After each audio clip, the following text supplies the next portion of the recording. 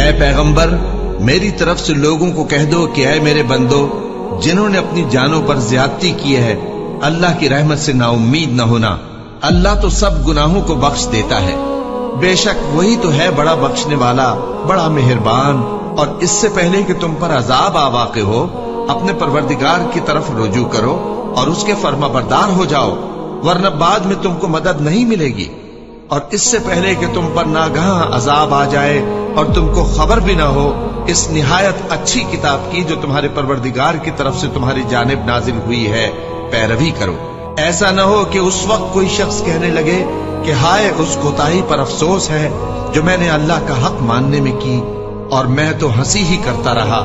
یا یہ کہنے لگے کہ اگر اللہ مجھ کو ہدایت دیتا تو میں بھی پرہیزگاروں میں ہوتا۔ یا جب عذاب دیکھ لے تو کہنے لگے کہ اگر مجھے پھر ایک دفعہ دنیا میں جانا ہو تو میں نیکوکاروں میں ہو جاؤں۔ ارشاد ہوگا کیوں نہیں، میری آیتیں تیرے پاس پہنچ گئی تھی مگر تو نے ان کو جھٹلایا اور شیخی میں آ گیا اور تو کافر بن گیا۔ اور اے مخاطب، جن لوگوں نے اللہ پر جھوٹ بولا، تم قیامت کے دن دیکھو گے کہ ان کے چہرے سیاہ ہو رہے ہوں گے۔ کیا تکبر کرنے والوں کا ٹھکانہ دوزخ میں نہیں ہے؟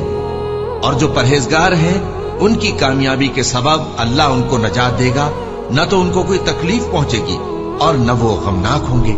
اللہ ہی ہر چیز کا پیدا کرنے والا ہے اور وہی ہر چیز کا نگراں ہے۔ اسی کے پاس آسمانوں اور زمین کی کنجیاں ہیں، اور جنہوں نے اللہ کی آیتوں سے کفر کیا وہی نقصان اٹھانے والے ہیں۔